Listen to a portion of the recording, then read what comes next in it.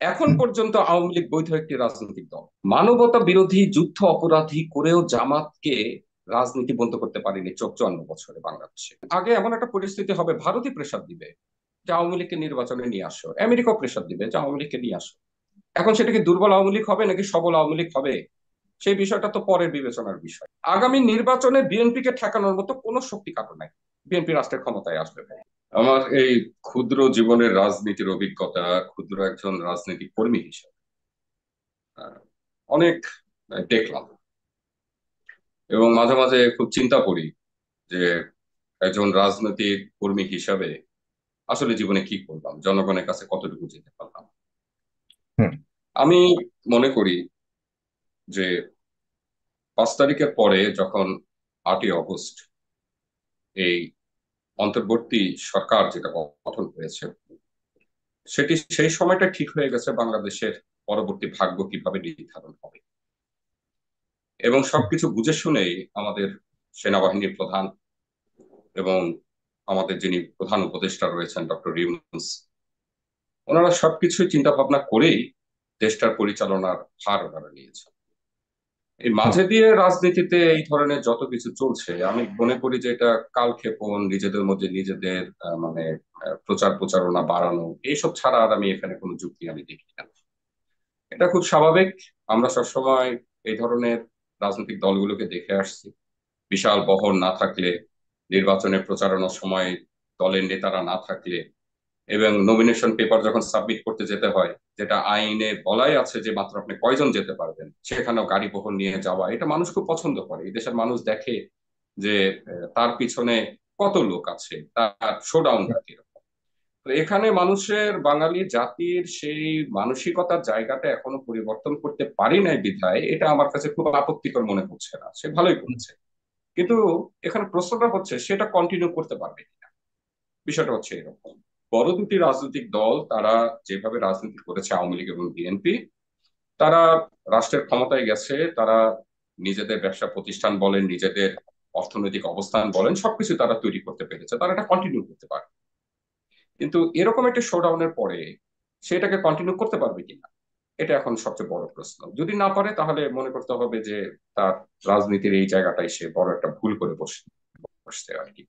আরেকটি জিনিস হচ্ছে যদি পারে যে দেখেন, তাহলে আপনি কি বোঝাতে চাচ্ছেন যদি পারে? যদি পারে তাহলে খুব ভালো।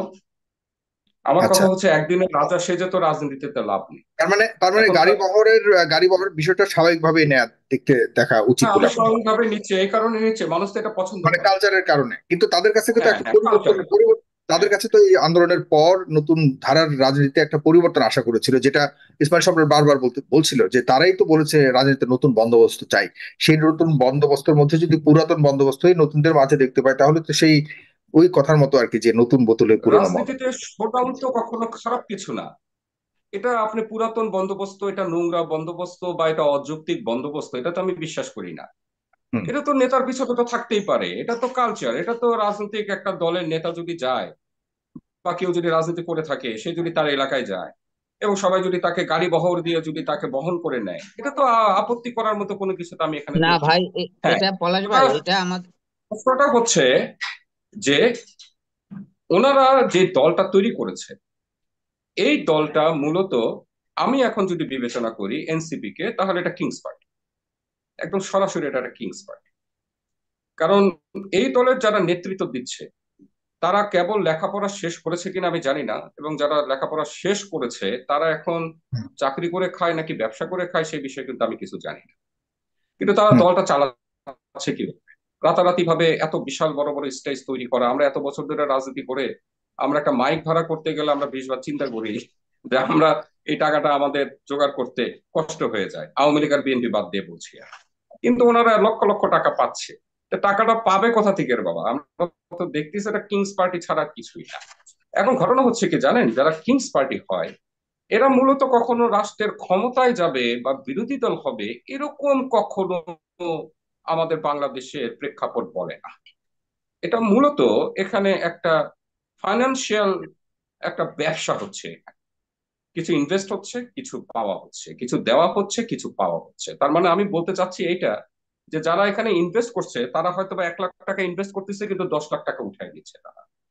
এটা কিন্তু কিংস পার্টি বাংলাদেশে কোনোদিনও রাষ্ট্রের ক্ষমতায় যায় নাই, যাবেও না।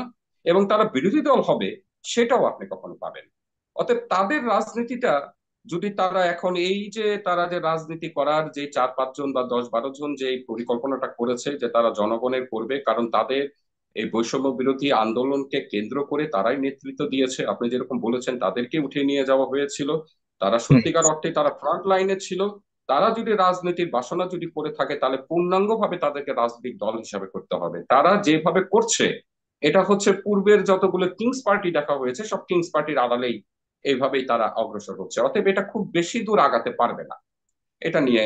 কিন্তু তাদের অমঙ্গল আমরা চাই না। তারা ভালো রাজনীতি করে আসুক, জনগণ তাদেরকে গ্রহণ করে নিবে। জনগণ তাদেরকে ঠিক করবে যে জনগণের কাছে তারা গ্রহণযোগ্য রাজনৈতিক দল হিসাবে তারা আসতে পারবে কি পারবে না। এটি হলো কথা। জি, আর কোনো প্রশ্ন, সাগর ভাই? না, এরপরে আমরা সেনাবাহিনীর যে ভূমিকা দেখতে পেলাম এবং হাসনাত আবদুল্লাহর বিষয়টি বেশ আহ, সমালোচনা আলোচনার জায়গায় তৈরি করেছে। এই জায়গাতে আপনি সেনাবাহিনীর প্রধান আজকে কিন্তু স্পষ্ট করেছে যে বাংলাদেশে কোনো সেনা শাসন জারি হয়নি এবং জনগণের পক্ষে আছে। কেন সেনাবাহিনীকে বিতর্কিত করবার একটা প্রচেষ্টা, যেটা ইসমাইল সম্রাট বলছে, আসলে কি বিতর্কিত করবার প্রচেষ্টা করা হয়েছে? এর কোনো কারণ উদ্দেশ্য আপনি মনে করেন? অবশ্যই এটা বিতর্ক করার জন্যই তো একটা রাজনীতি, একটা নোংরা খেলা হয়েছে এখানে। এবং আমি মনে করি যে এই ধরনের তৎপরতা এবং এই ধরনের তৎপরতাগুলো আমাদের বাংলাদেশের রাজনীতির জন্য শুভ কোনো বার্তা বয়ে নিয়ে আসবে না। এবং সেনাবাহিনীর প্রধান এই পর্যন্ত ওনার যে ভূমিকা দেখেছি, উনি কিন্তু দেশের স্বার্থে, জনগণের স্বার্থে, গণতন্ত্রের স্বার্থে এবং সংবিধান রক্ষার স্বার্থে কিন্তু উনি কাজগুলো করে যাচ্ছেন। এটাই সত্যি। আগামী যে নির্বাচনটা হবে, সেই নির্বাচনটা তো সেনাবাহিনীর তত্ত্বাবধায়কে হয়, তত্ত্বাবধায়ন আমি বলতে চাচ্ছি না, সেনাবাহিনী কিন্তু মুখ্য ভূমিকাটা পালন করবে। এটা কিন্তু একটা আস্থার জায়গা বিশাল। দুটো জায়গা কিন্তু আমরা পাচ্ছি, একটি ব্যালট পেপারের নির্বাচন, 100% ব্যালট পেপারের নির্বাচন, আরেকটি সেনাবাহিনী থাকছে। এই যে সেনাবাহিনী থাকাটা মানে কিন্তু একটা বড় ধরনের কিন্তু একটা শক্তি, জনগণের জন্য একটা শক্তি। এবং যে সকল রাজনৈতিক দলগুলো এই আগামী নির্বাচনে অংশগ্রহণ করবে, তাদের জন্য কিন্তু একটা নিরাপত্তার একটা বিষয় কিন্তু এখানে রয়ে যাচ্ছে। এবং তারাও কিন্তু নিশ্চিত ভাবেই তারা তাদের প্রচারণাগুলো করতে পারবে। কয়টি রাজনৈতিক দল আগামী নির্বাচনে আসবে কি আসবে না সেটা এখনো বলা যাচ্ছে না। অথবা এমনও হতে পারে রাজনৈতিক বহু দল বলতে রাজনৈতিক দল। আওয়ামী লীগের ব্যাপারে আপনার মতামত কি? আওয়ামী লীগকে তো কোনোভাবেই নির্বাচনে আসতে দেয়া হবে না। এবং আওয়ামী লীগের ব্যাপারে আপনি জানেন গত দুদিন যাবত তর্ক বিতর্ক চলছে তাদের, তাদেরকে রাজনীতিতে আসা এবং নির্বাচনে অংশগ্রহণ করার ব্যাপারে একদম বদ্ধপরিকর, কোনোভাবেই সুযোগ দেওয়া হবে না। এনসিপির নেতারা বলেছে, বিশেষ করে সাজিদ আলম এবং হাসনাত আবদুল্লাহ এই ধরনের কথার উপরেই কিন্তু এই গত দুদিনের যত কিছু হচ্ছে। কারণ কথা বলতে গিয়েছিলই সেনাপ্রধানের সাথে আওয়ামী লীগের সেটা নিয়ে। আওয়ামী লীগ নির্বাচনে আসতে পারবে কি পারবে না, এটি একটি রাজনৈতিক দল। সেটি রাজনৈতিক ভাবে তারা মোকাবেলা করতে চাচ্ছে যে আওয়ামী লীগকে নির্বাচনে আসতে দেওয়া যাবে না। এই তো পরিষ্কার বিষয়টা। কিন্তু অন্যান্য রাজনৈতিক দল কি একই রকম চিন্তা ভাবনা করছে? এটা কি দীর্ঘমেয়াদে আমাদের দেশের জন্য কি ভালো কোনো কিছু বয়ে নিয়ে আসবে, নাকি খারাপ কিছু বয়ে নিয়ে আসবে? আওয়ামী লীগ মতো একটি দলকে আপনার মানে আন্ডারগ্রাউন্ডে বা নিষিদ্ধ করে দিয়ে তাদেরকে আপনার রাজনীতি আন্ডারগ্রাউন্ডে নিয়ে যাওয়া, এটা কি দীর্ঘমেয়াদে আমাদের জন্য কি খুব ভালো একটা কিছু নিয়ে আসবে? এখানে তো অনেক কিছু চিন্তার একটা বিষয় রয়েছে। শুনেন, মানবতা বিরোধী যুদ্ধ অপরাধী করেও জামাতকে রাজনীতি বন্ধ করতে পারেনি 54 বছরে বাংলাদেশে। এখন যদি আপনি বলেন যে জামাতে ইসলামী একটা প্রসিদ্ধ রাজনৈতিক দল, তারা তাদের যা নেতারা যে যুদ্ধ অপরাধ করেছিল তাদের সাজা হয়েছে, এবং এখন যে বর্তমানে যে নেতৃত্ব রয়েছে তারা একদম নিট অ্যান্ড ক্লিন। আমরা কি পেরেছি? তাহলে প্রথমেই যদি আপনার গণহত্যাকারী বা যারা কিন্তু সংবিধানের তবুও বিরুদ্ধে। তবুও তো তবুও তো তবুও তো পরেশ ভাষা নেই, তবুও একটু বলি।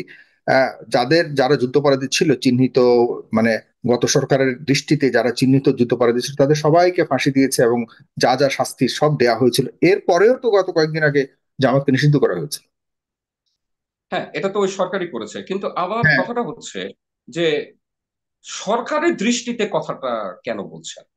এই জায়গাটা এখন বড় একটা সমস্যা তৈরি হয়েছে।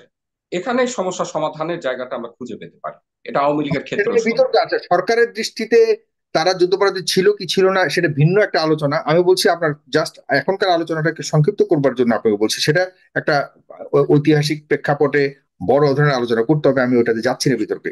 কিন্তু এখন কথা হলো, সরকার যে এত কিছুর পরেও একটা দলকে নিষিদ্ধ করেছে, এটা যে করা যায় নিষিদ্ধ, এটা তো সত্য, এবং করেছে। আপনি যে আইন তো বললেন যে এত রয়েছে, কিছুর পরেও একটা করা যাবে। দলকে নিষিদ্ধ করতে পারে নাই, উদাহরণ দিতে গেছেন না, পারেনি, পারে নাই বলার সুযোগ নেই, কারণ করেছে তো নিষিদ্ধ। আজকে যদি যে হাসিনা করেছে। সরকার থাকতো, তাহলে তো জামাত রাজনীতি করতে পারতো না বাংলাদেশে। না, অবশ্যই সেটা করেছে, সেটা আইনগত ভাবে তো করেছে, কারো হ্যাঁ, নিজের ইচ্ছা মতো তো আর করেনি, আইনে তো লেখাই রয়েছে, তাই না? রাইট, সেই হ্যাঁ। হিসাবে কিন্তু নিষিদ্ধ করার বিষয়টা কিন্তু অন্যরকম একটা ছিল। ট্রাইব্যুনালের বিচার হয়েছে, যেহেতু ট্রাইব্যুনালের বিচার হয়েছে, সেই জন্য জামাত আপনার একটি মানে অনিবন্ধিত একটি মানে কি বলে আপনি নিবন্ধন তাদের বাতিল করা হয়েছিল, কিন্তু তাদের রাজনীতি কিন্তু বাতিল করা হয় নাই। তো ব্যাপারটা হয়েছে, আপনি আওয়ামী লীগকে একই রকম ভাবে যদি আপনি এই দলটাকে যদি আপনি নিবন্ধন বাতিল করতে চান, বা তাকে যদি আপনি নির্বাচনে আসতে দিতে না চান, আপনাকে আইনি প্রক্রিয়ার মধ্যে আসতে হবে। এই কথা তো পরিষ্কার, এই বিষয়ে কারো কোনো এই সন্দেহ আইনি নাই। প্রক্রিয়ার আওয়ামী মাধ্যমে লীগ আওয়ামী লীগকে আওয়ামী নিষিদ্ধ লীগ করবার মতো সেরকম প্রেক্ষাপট বর্তমানে বিদ্যমান কিনা আপনার কাছে কি মনে হয়? না, এটা আইনগত ভাবে আসতে হবে। এখন পর্যন্ত, আইনগত ভাবেই আজকের বলছি, তারিখ আইনগত পর্যন্ত। ভাবে বলছি, আইনগত ভাবে কি করা উচিত কিনা। না, আমি বলি আপনাকে, এখন হুম, পর্যন্ত আওয়ামী লীগ বৈধ একটি রাজনৈতিক দল। তার নেতৃত্ব নাই, সে নাই, সে অপরাধ করেছে। যারা আওয়ামী লীগের মানে রাজনীতি করেছেন এবং যারা দেশ শাসন করেছে, মূলত শেখ হাসিনা যে অপরাধ করেছে, সেটার বিচার এখানে হতে হবে। বিচারের পরে দেখা যাবে যে ট্রাইব্যুনালের যে বিচারের পরে দেখা যাবে যে আইনগত দিক থেকে এই দলটাকে আমরা নিষিদ্ধ করতে পারি কিনা। এটার জন্য একমত প্রয়োজন, না তো কিন্তু ঘুরে ফিরে ওই একই রকম অবস্থা কিন্তু আবারও তৈরি হবে। আমি কিন্তু এই জন্য মহান স্বাধীনতার একাত্তরের কথাটা কিন্তু আমি তুললাম, যে আপনাকে যদি করতে হয় তাহলে সব রাজনৈতিক দলকে ঐক্যমতের মধ্যে পৌঁছাতে হবে, না তো হুম, আপনি কিন্তু তাদেরকে নিষিদ্ধ করতে পারবেন না। এখন পর্যন্ত আপনি কিভাবে এই দলটাকে নির্বাচন থেকে আপনি বাদ রাখবেন, কিভাবে, কোন আইনি প্রক্রিয়া আপনি বাদ রাখবেন, আপনি আমাকে বলেন। বাংলাদেশের আগামী নির্বাচনে কিভাবে বাদ রাখা যায়, এটা কি সম্ভব? এবং এই ব্যাপারে তো একটা সুস্পষ্ট বার্তা যেটা মাননীয় প্রধান উপদেষ্টা দিয়েছেন, সেটি হচ্ছে তাদের কোনো রাজনৈতিক দল, এই সরকারের কোনো রাজনৈতিক দল নিষিদ্ধ করার কোনো পরিকল্পনা তাদের নাই।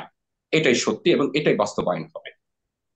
তার এটাই মানে বাস্তবায়ন। সেই অনুযায়ী আপনি মনে করেন সামনে ইলেকশনে আওয়ামী লীগ অংশগ্রহণ করতে যাচ্ছে?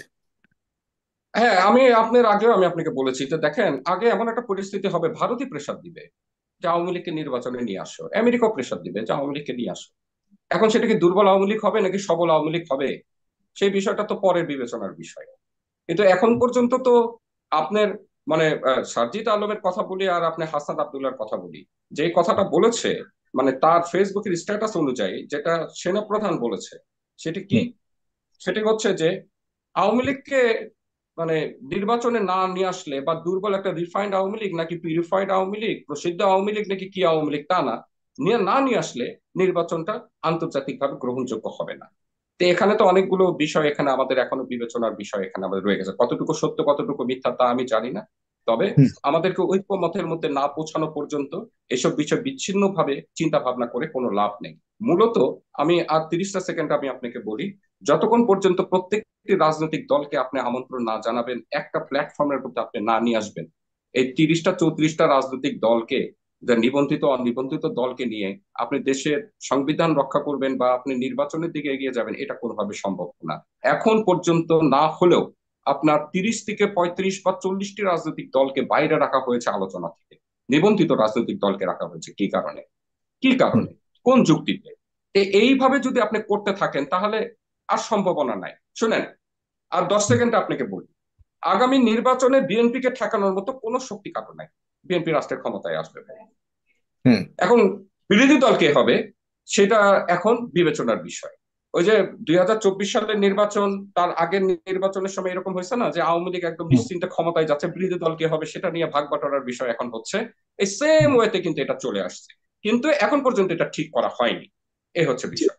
ধন্যবাদ। ধন্যবাদ। আপনাকে ধন্যবাদ। প্রিয় দর্শক, আপনারা তাই মনে করেন কিনা আপনাদের মতামত জানতে চাই। কমেন্ট বক্সে আপনার মতামত লিখবেন, এবং সুপার থ্যাঙ্কস নামক একটা অপশন আছে, সেটিতেও আপনারা লিখতে পারেন, এবং পাশাপাশি আমাদের মেম্বারশিপ আছে, মেম্বারশিপটি আপনারা নিতে পারেন। আমাদের চ্যানেলটিকে সাবস্ক্রাইব করবেন খেয়াল করে।